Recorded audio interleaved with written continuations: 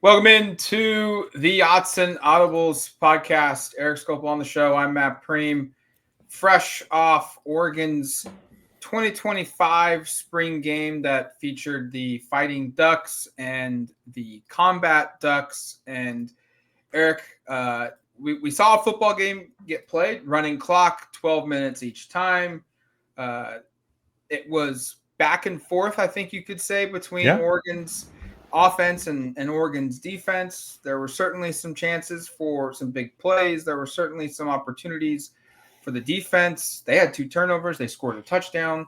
Special teams even got involved in it. And look, like spring games are built for obviously the team to be successful. It's very rare, if any, where we come away from these things feeling like, wow, yeah, they suck. They're not going to be very good.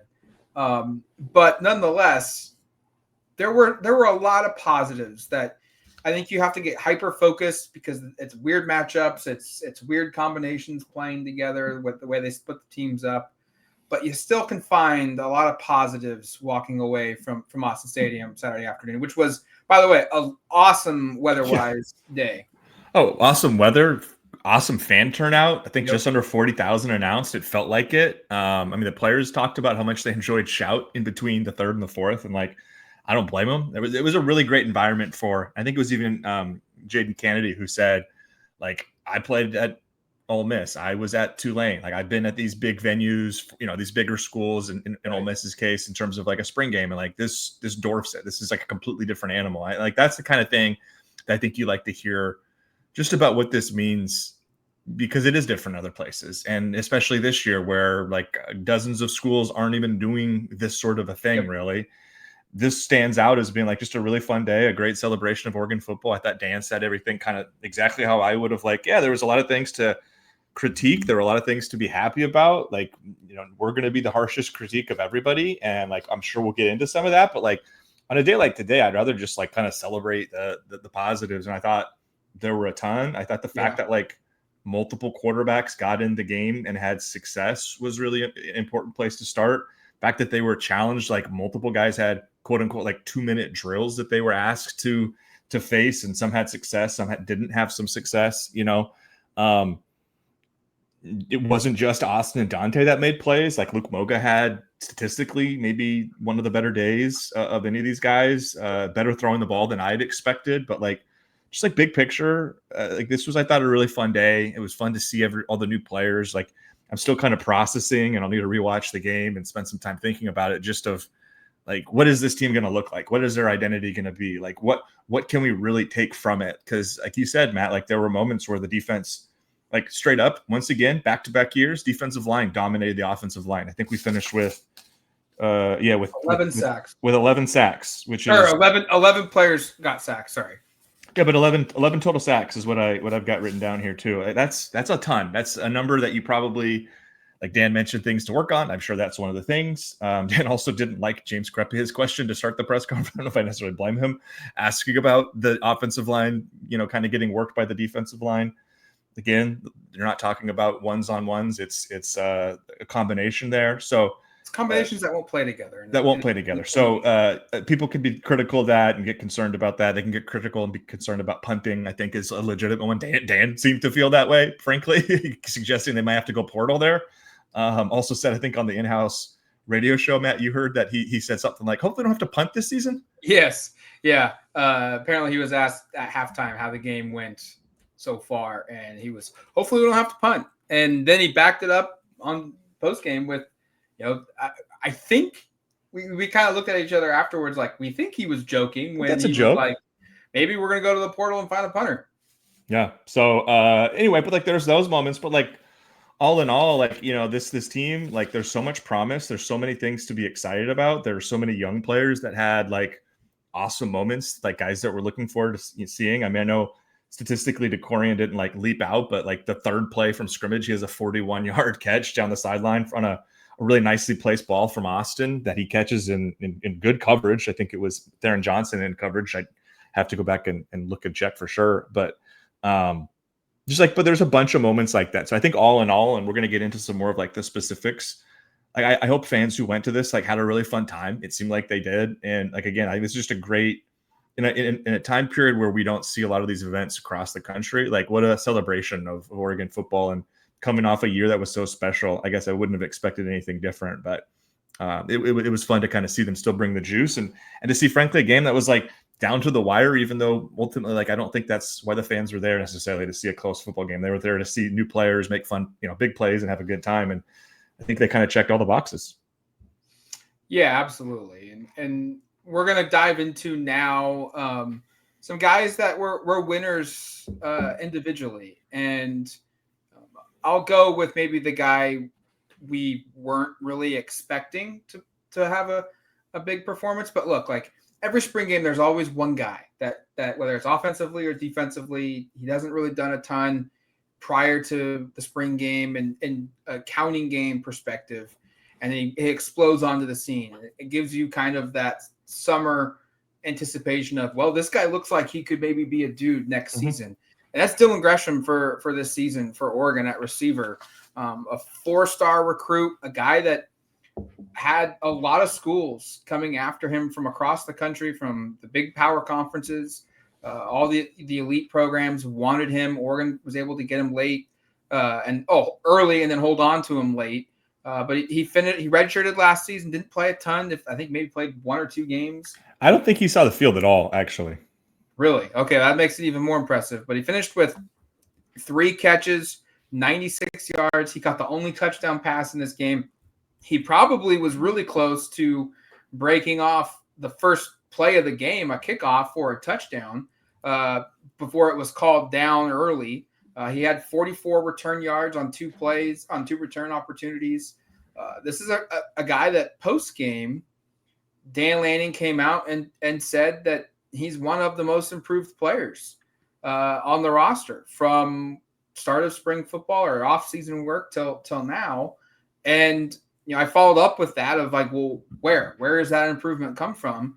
And, I think a little bit in typical Dan Lanning fashion, like he kind of said everything, but you get the answer and you see it explained on video with Lanning. And I think he truly means that. Like this is probably a guy that just kind of matured into, hey, last year you were a freshman and you were used to just being the best athlete and maybe didn't have to go hard every single play or didn't have to show up to practice every single day and be consistent.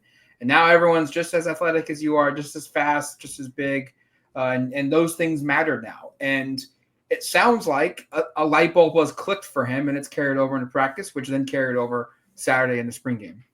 Yeah, I mean, so much to like. I mean, he touched the ball, I think, 5 times. You mentioned twice on kickoff returns, 3 catches. One was the 56-yard touchdown. It was like a slant and just see ya, bye. He's got the speed. That was something we knew going in was a strength. And then the other big play was, I think it was Moga who threw a nice touch pass down the sideline on 3rd down, and he just had I made a really nice adjustment and made a nice extended diving catch to extend a drive that I think finally I think that was maybe the 2nd scoring drive for the Fighting Ducks, if I remember correctly, that ended with a field goal. No, this is a guy, and like I think his name might have kind of barely came up on our show a couple of days previewing this, of where I was saying, God, there's usually just a guy or two that pops up, and this receiving room has so many names. Like maybe a guy like Dylan Gresham will pop up and show some stuff. And did he do that today? And we don't know big picture what this means. And that's going to be one of the through lines for most of this podcast. And I think Dan even maybe alluded to it in his opening statement of this is what you guys are going to be talking about all offseason. And that's true. Like Dylan Gresham having a game like this, we're now going to, when we do our 2 deep, be like, maybe he needs to be in the conversation. Right. Does he need to be on the list? I'm still probably not there, just because you have a ton of other names. Like Evan Stewart didn't play in this game. Notable. Which is notable. I mean, Gary Bryant's role as a receiver seemed rather limited. He was out there on punt return and kick return, but I didn't really see a lot of him out there. But needless to say, this is a name now to know and to kind of be aware of. And you certainly see why, as you said earlier, Matt, why this guy had a lot of options as a recruit with just the raw ability. And I think, now we see kind of if the rest of the tool bag can come together. Does he have the playbook down? Does he have an understanding of all the different routes and kind of where the quarterback wants him to be, coming out of breaks and everything. So, that stuff we'll have to kind of see. But just for today and the plays that he was asked to make, guy stood up and made them. My guy on offense is a really obvious one, but I think it just reiterates the point. That's Kenyon Sadiq. 7 catches, 102 yards, had some – he hurled the guy again. Apparently he's just going to do this every game. He's just going to leap over a couple people, which is I know fun to watch. I got hit pretty good by, I think it was Aaron Flowers coming off of that, but a couple of catches in traffic. Dante Moore had 12 completions. I don't have the breakdown of who's completing all the passes to Kenyon, but I got to think like at least a third of those, like 4 of those at least, were probably passes to Kenyon Sadiq. Yeah. A couple in high leverage situations, like Dante said it afterwards, like the plan is just to get 18 the ball. Like it's that simple. Like this guy, every time he has the ball, he makes plays. Thought that was the case. And this is not a surprise. Matt's guy is kind of a surprise. This one is not a surprise. This is a kind of affirmation of what we expected earlier in camp when Will Stein comes out and goes, hey, this is going to be one of the best players in college football. And we're all going like, we see the tools, the production hasn't matched it. Well, at least on this game, on an intra-squad scrimmage, again, with all sorts of different moving parts, so we don't know how much all of this matters necessarily, but like it looked absolutely for real. It looks like he's going to be a focal point. And if Dante Moore ends up being the starting quarterback this year, which we can kind of get into that later, how we kind of think the quarterback competition played out, there's no question Kenyon Sadiq and Dante Moore have good chemistry, and that's a guy he's looking to find, and he said as much post-game. So this is more, again, like kind of a cementing of the fact that, hey, the Ducks might have the best tight end, one of the best tight ends, certainly in that conversation in the entire country right now. Yeah, Kenyon Sadiq lived up to the billing. I mean, he was a straight-up dog, and it's very easy to see why Will Stein, every time he talks with the media, his name usually pops up, and it usually is associated with, oh, we've got to figure out any way possible to get him as many touches as we can. He jump cutted through a guy. He hurdled another guy. I think he caught a pass by running around a defensive back because he was in the way and still finding a way to locate the come back to it and catch it. I mean, that's unbelievable stuff. And you don't want to get too hyped up on a spring game, but at the same time, you look at this and think, like, we may only get to see 1 year of Kenyon Sadiq as a starting tight end with the Ducks, because his athleticism is through the roof, and the usage rate's probably going to be through the roof as well in 2025. And if it is, it certainly looks like he's going to be a guy that does a lot of damage. On the defensive side of the football, there's been a lot of talk, especially the last, week and a half or so, about the linebacker group and whether Oregon needs to go and get a transfer portal player at that position. Dan Lanning was asked about that today, and before the question could even be finished, he shut the question down and made it very clear, like, no, I love the linebacker unit. I love everything about it. We're good. We are not adding a portal linebacker. I mean, that was as imperative or as clear cut as a coach could make it. And I think a big reason why is a guy like Braden Platt. And I'm highlighting him on the defense side of the football, but we easily could have highlighted a Dylan Williams. We easily could have highlighted a Kamar Mathudi, guys that also played well in this game. Walk-on Will Stratton also played really, really well. Jerry Mixon had the second most tackles and was all over the place. He looked good. But I'm gonna go with Platt here because, like Gresham, he didn't play a ton for Oregon. He did play in a couple games. I know that. But opportunities were limited for him last season because they had Jeffrey Bossa, they had Justin Jacobs. Connor Soley was kind of like their fifth de facto linebacker to go with Bryce Betcher, Devin Jackson, and Jerry Mixon, or the sixth linebacker, I should say. So they didn't play any of their true freshman linebackers last year, when we maybe thought like maybe one of them would fight their way in just to get reps and experience ahead of this season. But Oregon chose to redshirt all three. And Platt looked really, really good. I felt like he was second on the team in Combat Ducks in tackles with 5. He had 2 tackles for loss. He had 1 sack in this game.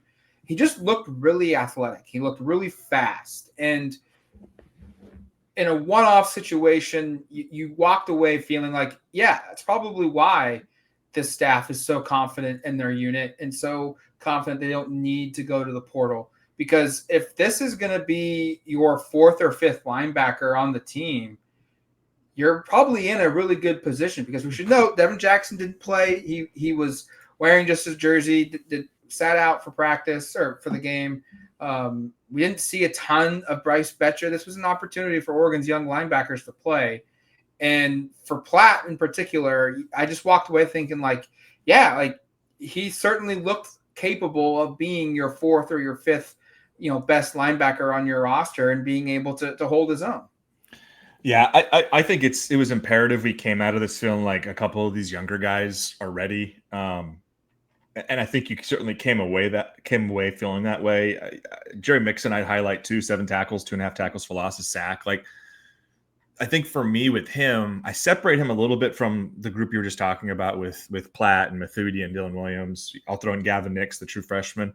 Like, Jerry's been around the program for a couple of years. He has played not a lot. I think just over 100 combined snaps in the last 2 seasons. But I think it was Mike Lowski, the linebackers coach, who was talking about this earlier, or maybe it was Tosh, Jerry has had a big spring and we needed it from him, because he's going to be asked now to probably be that number 3 guy, right? Those are my words, not his. I mean, maybe they think he's going to challenge Devin Jackson and Bryce Betcher to start. I don't know, but he was around the ball a lot, was impressed with him. I think the linebacker unit as a whole, especially hearing kind of Dan stump for them a little bit and kind of point out no, we're good here. We don't need anybody else. Like, in that context, you think about this game, and I tend to agree. So I like that you highlighted those guys. There's several other players that we can mention, but I just kind of want to talk about Blake Purchase and the play he made, the stiff arm on the quarterback, who was probably not supposed to be stiff armed, if we're being honest. Right? Like, you're not supposed to touch the quarterback. It's kind of a rule of spring games. I know he was in a green uniform, not a red uniform. Maybe he got confused on who was running after him or whatnot. Sounded like he didn't in post game, but a lot of athleticism to be able to scoop and score that from about 60 yards. And then just the fact that he made a couple of sacks. Like, he was around the quarterback a lot. 1.5 sacks, 2.5 tackles for loss. This is a guy, you know what you've got with Mateo, you know what you've got with Tatum. This was a guy who a couple of years ago came in the same class, and we kind of grouped them together and thought, okay, these guys are going to grow together. Well, last year was a weird year. He really wasn't involved. We talked to him afterwards. It was a redshirt year by design. They wanted to develop him. We see the development here, and now you can group those guys together. Obviously, Mateo and Tatum are more solidified. Mateo's, I think, going to be potentially a really high NFL draft pick, maybe as soon as next year. But Purchase looks the part. He looks like somebody who can contribute. And I just think in general, the pass rushers, they got after it. We mentioned it earlier. 11 sacks. A bunch of dudes were involved. A bunch of guys made plays. Mateo got a sack. I mean, you just read through the list here. Matthew Johnson made a couple nice plays. He had some sacks. Purchase had sacks. Amari Washington had involved in 1.5 sacks. Elijah Rushing had some nice plays. He was, he got a sack. But Tatum Tuioti was part of a sack. Mixon, Platt, Uyunglele, Gavin Nix. I mean, it's just a bunch of names here of guys who, hey, it was good to see them around the ball making plays. As Dan said, when the defense makes a play, that's not good for the offense necessarily. We kind of already alluded to some of the reasons why, but just in general, without having to rewatch the game, it feels like this is a team that last year really was able to get after the quarterback at a high level. Again, it remains to be seen how that's going to look on Saturdays in the fall, but I certainly came away impressed and encouraged by that part of it, and I think Blake was a big part of that. Do we want to go into the quarterbacks now? I think there's a lot of intrigue here. Yeah, let's do that. The quarterbacks are in a position where I walked away feeling like Dante Moore's still probably the odds-on favorite to win the job, should be considered the odds-on favorite to win the job. But for me, I was impressed with what he did, but he lived up to what I thought he was. What for me is better for Oregon is I think Novosad has improved. I think Luke Moga is certainly improved from where we saw him during fall camp, during the season, and then at the end of the year when they made it to the Rose Bowl and we got to watch practice there. We've kind of known Akili Smith is a bigger body quarterback. I think your assessment today of he reminds you physically of a young Justin Herbert from just imposing how tall he was is a really good comparison. I think Akili looked pretty good in the opportunities he had to throw. His offensive line couldn't protect him very well because I think his first 4 throws, pass attempts he got sacked on 3 of them, and he had no chance to escape. But I walked away feeling like, hey, you're only as good as the bottom guy on your depth chart. And I feel like for Oregon, Achilles Smith, he won't play this season. Like if he does, it's mop up duty. There's no chance you're banking on him for the year. If he ends up having to play major minutes, it's a bigger issue here for Oregon. Yeah. I'm knocking on wood because that's what that means. But everybody else, like I would even feel confident. Maybe this is just a one-off. I'm just high of seeing football for the first time in a while. But I feel like Oregon could win games with Luke Moga and the way he played today. And I just walked away feeling like the overall room is probably a lot better further along than I anticipated, considering everybody is a sophomore, redshirt freshman, or a true freshman. No, you're right. Like, who's the weak link? Like, I'm just looking at the stats and then thinking through the game. Like, there wasn't anybody who got out there and you're just like, whoa. That guy doesn't belong. He shouldn't be. That was Luke Moga last year. Right. That was Luke Moga, who's like, hey, he can really run, but can he throw the ball? And I remember, and I think we've been honest, I'm not sure it was much on this pod, but on the website of like, I watched Luke Moga at practice last year really struggle to just, in target, basically opening drill target practice where they're, hey, hit this target with the ball. And he's throwing it a foot left. He's throwing it 2 feet short. The ball's skipping. I mean, all of this stuff. And it's like 20 yards out and you're going like, uh-oh.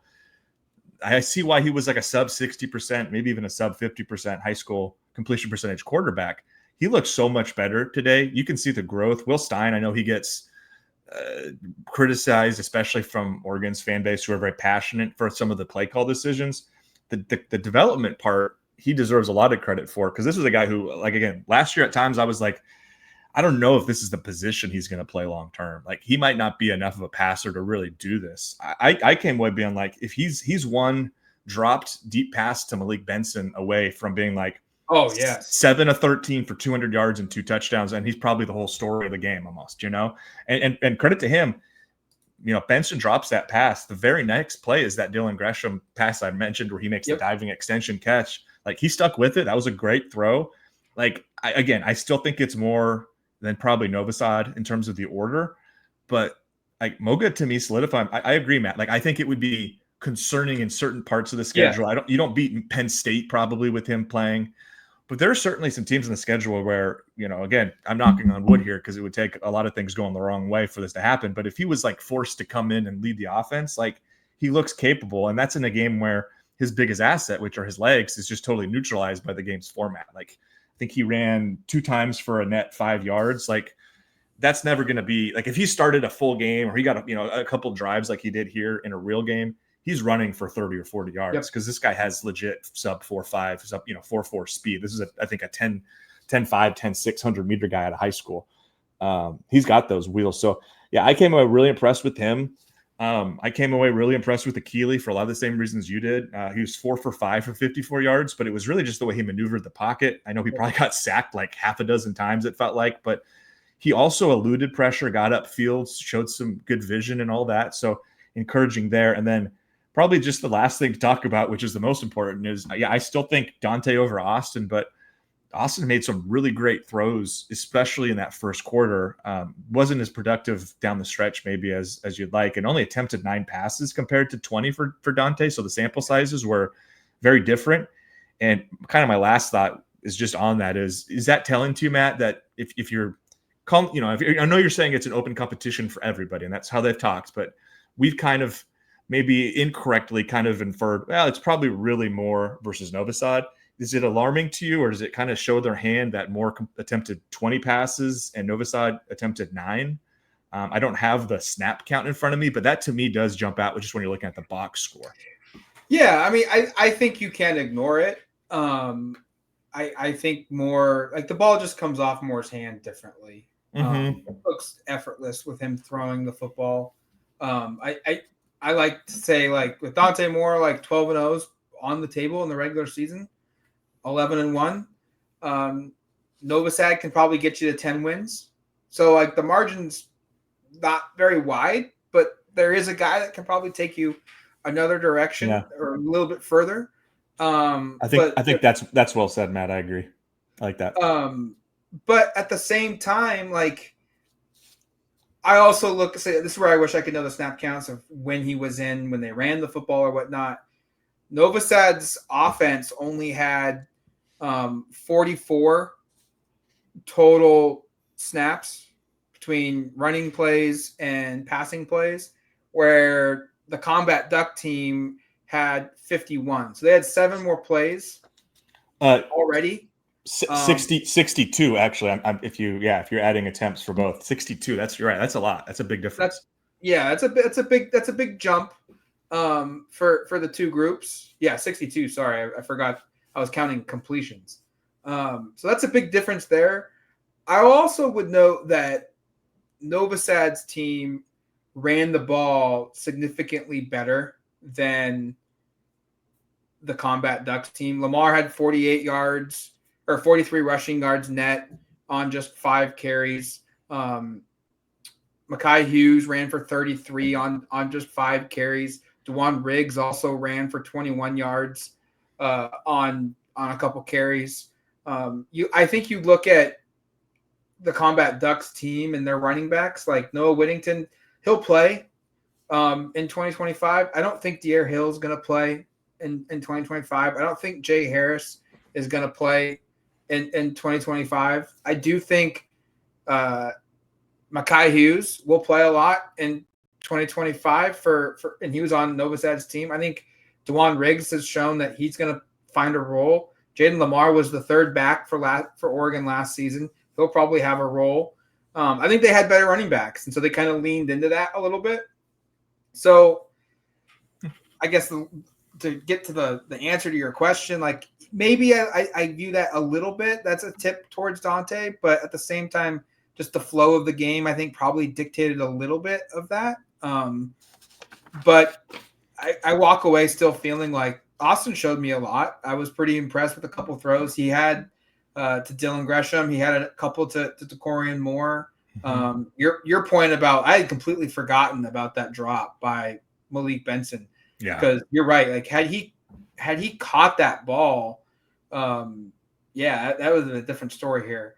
But yeah, I think it's Moore's job to lose. It's Novosad's to win. And whoever emerges from it, I think if you're Oregon, you probably go into the season thinking we've got a really good quarterback that can get us to a conference championship game, and his backup is probably capable of doing the same.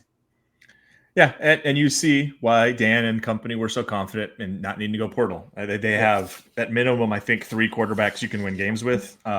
Moga to me is the biggest revelation, just because I won't say I was out on him. I was just concerned based upon the limited practice reps that we got to watch of him, just based on accuracy. It wasn't great. And then again, you look at the high school completion percentage, and I'll try to pull this up really quick here, but it wasn't great. And I think it just looked better coming out of the hand, and he was just more confident throwing the football here. 1 second. 53.6% as a senior, 47% as a junior, 38% as a sophomore. So that's a guy who's a career below 50% high school quarterback. 6 of 13 today. There were some drops. There were also some kind of iffy decisions, but that's a guy who, with the physical tools and a developing skill set as a passer, whoever wins the job this year, and I don't think it will be him, and I think he probably knows that as well. When that player does leave, I think Moga's, assuming he's still on this team in a couple of years, is going to be right in the middle of that competition to be to assume the starting role. Not saying he's going to win it necessarily. Who knows? 2 years down the line, they might have a portal quarterback. They could have Jared Curtis, this big 5-star. Keeley will be around, but he certainly is an emerging guy, and I was really pretty darn impressed with what we saw from him. Okay, we talked about Dylan Gresham. What do we think of the Corian Moore? Lived up to, exceeded, below expectations? How do we describe this? The first sequence of the game, I'm like, is he going to go for 200 yards? Because he had that 36-yard catch down the sideline, which again, I think tight coverage, made a nice play. Kind of bummed that was really the extent of it. I think they had him with a couple of screen passes or a couple underneath routes. Finishes with 3 for 47. You saw what he could do. And to me, the stats don't indicate this, but I think the most telling part was Austin's first two pass attempts of the game, both to him, and neither time was he like wide open. The first one was one of those like, oh, that's a poor decision, but I guess he's throwing it to Decorian, so it might not be. So I thought that was telling of just the trust these guys have in Decorian. But yeah, it would have been fun to see a little bit more out of him in the second half. That first half, though, that first series and that catch on the sideline, I think the crowd got excited because it was a good play, and then you could hear kind of a second excitement because it was like, oh, and that's Decorian Moore. That's the 5-star kid that we all came here to see. So yeah, that play alone, I think, makes it at least reach. And I'd probably still just go exceeded because you could just see the confidence these guys have with him. Like, this feels very much for real. And like, frankly, coming out of the spring game, he probably, aside from Dylan, is the most productive statistically. Not probably, he is. And like, was probably the receiving MVP when you take out Dylan Gresham's name from that conversation. Yeah, I included your comment because I thought it was spot on when you said it early on in the game. In my takeaways, that it looks like already, at least with the quarterbacks he played with in the spring game, that Decorian Moore's kind of already developed that connection, that reputation with the quarterbacks that, hey, need to make a play, need to get the ball out because I'm about to get hit. Where do I turn to? And it looked like that was Decorian Moore. And understandably so. Like, his catch down the right sideline over the shoulder, like, that was as good of a catch we saw all day. And honestly, would probably be one of the 10 to 15 best catches we would have seen last year for Oregon. So I think it's lived up to expectations, just because your point of kind of had a down second half, and I use down in air quotes and not too seriously. Like, he's a receiver. He doesn't really control what he does. Correct. You know what I mean? Like, they have to throw the ball to him. It also doesn't help that, I mean, how many times did we look up at the end of a play like, oh yeah, look, Decorian Moore had 2 or 3 guys on him every play. Like, he clearly drew a ton of attention his way from the defense. And look, that could be a good thing because it will create open opportunities for other guys on the football field. Defensively, what do we think of the defensive line? Because like, James asked the question, James Skopil, the Oregonian, like, about the offensive line struggles to defend the front seven of Oregon's defense. I'm not going to debate the legitimacy of that question, but I do think we should talk about how good Oregon's defensive front looked in like a one-on-one setting. You know, like, look, if you have a mismatch, you better take advantage of that. And they certainly found themselves in advantageous positions because of the teams being split up evenly in the way that they were split up to be able to play a game. And they took advantage of it, and they did it very quickly. I mean, Akili Smith's first possession was sack, pass attempt missed, and then another pass rush that was almost a sack, I think, that should have been, but they probably didn't call it because he literally couldn't do anything, and they wanted to see what he could do. Really impressive stuff, I think, by Oregon's defensive line. You asked a question earlier in the year about, can this defense get by with 2 defensive tackles that are like 330 pounds? I think the answer is yes. It's 3, and according to Tony Tuioti, they're like 345. Yeah, no, these guys are for real, I think. And again, we're going to probably have inflated opinions because of the matchups. And I need to really go back and rewatch the game and be like, were the times where guys were just getting bull rushed? Were they playing kind of lesser competition? And I will say one thing though, like, didn't feel like a lot of walk-ons were playing big snaps on the offensive line. So it wasn't, I know a couple of years ago, it was like Bailey Yaramillo getting torched by DJ Johnson, and that inflated his sack stat. I think, didn't DJ have like 4 sacks or something in the spring game? It was ridiculous. He had a ridiculous game. I didn't see a lot of that just on, and maybe I'll be proven wrong when I rewatch it. It felt like they were making plays on maybe lesser players, but at least like scholarship players, maybe true freshmen.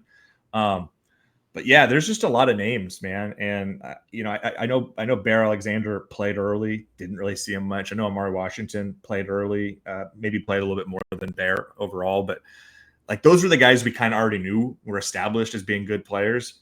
And then you get to, like, you mentioned Matthew Johnson earlier. Like, that guy looks for real as a true freshman. I wouldn't be surprised if he's involved. I mean, that was a guy that people instantly talked about during Rose Bowl practices. Right. Like, hey, we don't know if he's not obviously going to play in the Rose Bowl, but this guy is pretty impressive. Yeah, I'm bummed Aiden Breland didn't play. We should note that Aiden Yep. Breland, Devin Jackson didn't play. Those were the two. Aiden Breland. Yeah, boot on his right foot, I think, for Breland. That would have been fun to see him out there. But no, I mean, like Ashton Porter had a nice day. We've talked about a lot of these guys off the edge having some success. Terrence Green and Jericho Johnson. Gosh, he finished with 4 tackles. The box score has it as Matthew Bedford, but pretty sure that's wrong. But Jericho looked really good. He was moving people around the line of scrimmage, creating havoc. Tione Gray, they just have a bunch of big dudes that cause matchup issues, and it's going to be fun to see this group come together, because I do think, and again, this is one of the benefits of the schedule, is I wouldn't expect this to be perfect early just because you're relying on so many young guys. But gosh, by the time they get to Penn State and then the heart of that schedule in October and November, like there's going to be some guys there that you're looking at going like, man, we get 2 or 3 more years of watching this 350-pound defensive lineman just move people around. Like that's where they're at. So yeah, I was really impressed there. One other thing I just wanted to toss out on defense was good to see Jaleel Florence out there. Yeah. Red non-contact. I was concerned that was still related to his previous injury, but no, Dan said I think he said hand. Yeah. Which is interesting because previously it had been, I believe, knee that he was. It also didn't stop the red contact from him getting like trucked by a running back.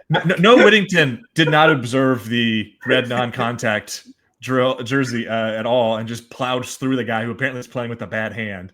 But I just thought it was encouraging to see him out there. We didn't get to watch practice this spring, and one of the things that had we been able to watch, we would have known is like which of these guys are healthy, who's playing. He was somebody who, again, was I think a great player, a very impactful player as a starter, as a sophomore in 2023. Didn't see him at all in 24. It's just good to see him out there. And this cornerback competition, Matt, like, I don't know if this helped me at all. We talked about it with Jared of like, hopefully we come away. I think Ify Obadegwe did force the forced fumble that Purchase ended up going the other way with for the score, but I thought Neem Offer made a couple of good plays. I saw Brandon Finney make a nice pass deflection, I think, down the sideline on, maybe it was a pass to, I can't remember, maybe it was Justice Lowe or somebody like that. But there's just a lot of these guys. Trey McNutt made a couple nice plays in the end zone as well.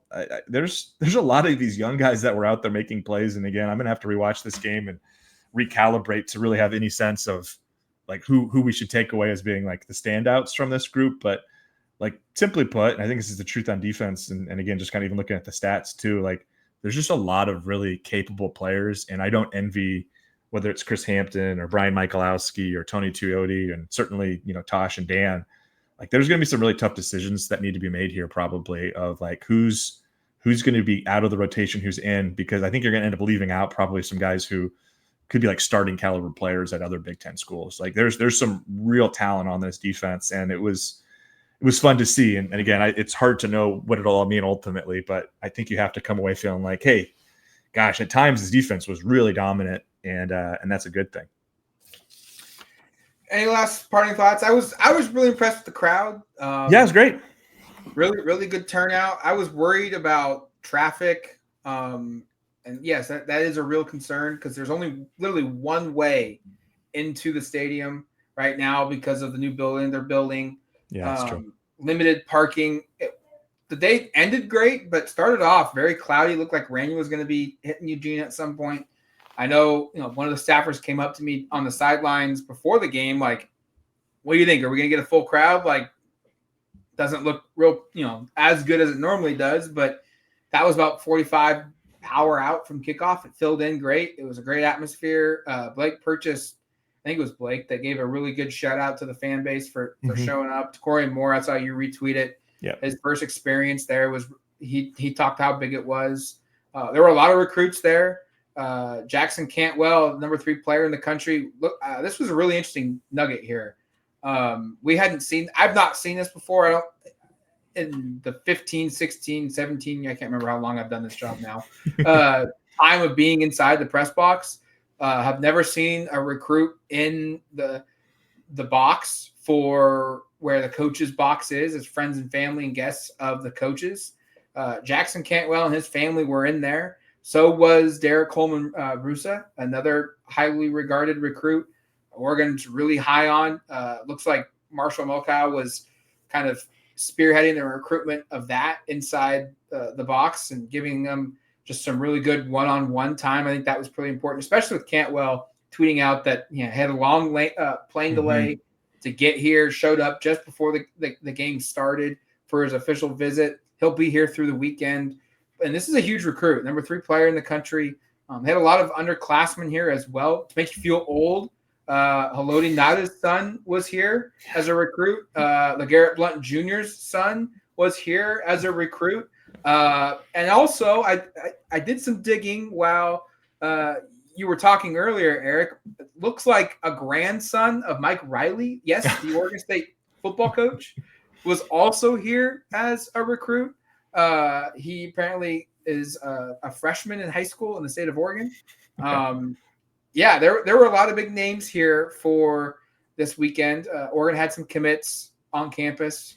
We'll see if any materialize as new commits down the road. But overall, I walked away thinking like no one really got hurt during the game, at least. You walked away feeling pretty confident about the quarterbacks. You saw a ton of young guys make plays. And I think from a team speed perspective, this unit, this team, this program looks really, really good. The future is really bright. And you exit spring football, I think, where the program hasn't plateaued. And now it's up to the staff to kind of kick things back into gear and they keep getting better. I think this group is climbing, and you continue to look at like they look really good right now, and they still have a lot of room to improve upon in both sides of the football.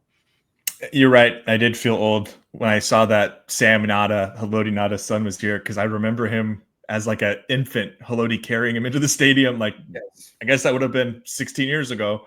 Didn't think it was that long ago. That is weird. The only other thing I wanted to hit was special teams, which I know. Yes. It wasn't live. That needs to be discussed because, oh boy, there's a lot of good and some bad. There's some good. There's some bad. The good first. How about Gage Hirich? I think we assume Atticus Sappington, who was last year's place kicker, will be handling field goals this year. Gage Hirich hit a 47 and a 54-yard kick in this game. That's outstanding. That is very unusual from an Oregon game at all, like over the course of a season to see. Like, honestly, Matt, like when was the last time over a full season we saw a kicker make a 47 and a 54-yarder for Oregon? I don't know. Never. Like in one game? Never?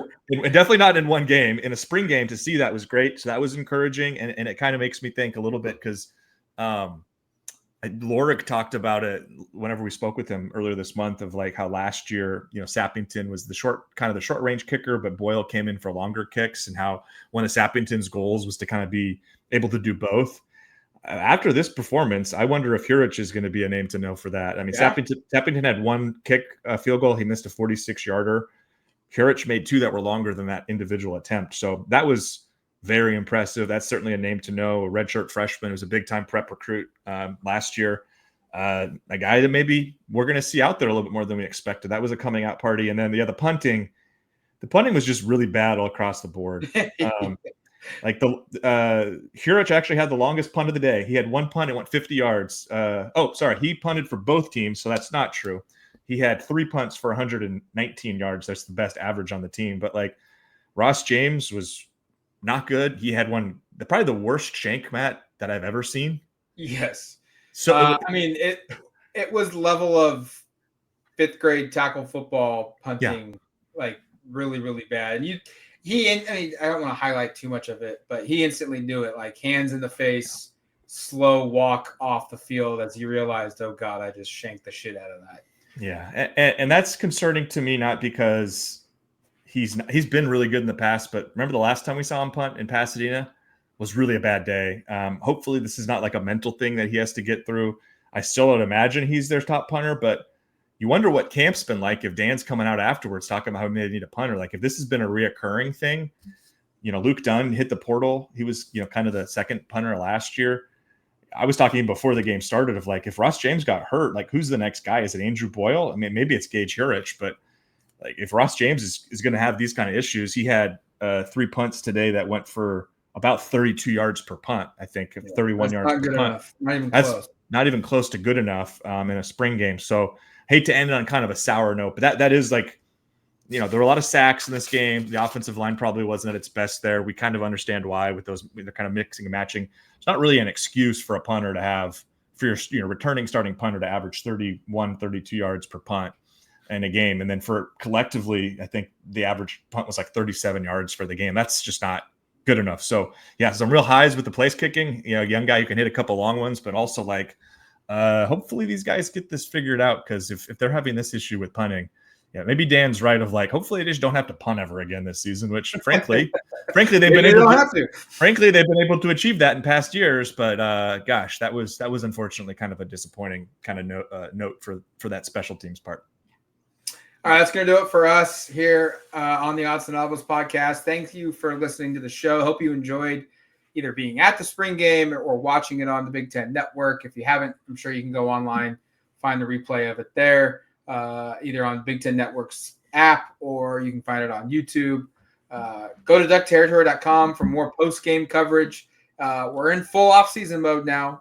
Next time we will be talking about football that we've seen or that we've talked to coaches about football. It'll be for Media Day in Las Vegas in July, and then Media Day in Eugene, and then fall camp starts sometime probably early August. So we're in full off-season mode now. We'll have a ton of coverage of that topic at duckterritory.com. Until the next podcast, though, you've been listening to the Autzen Audibles podcast. Talk to you later, folks.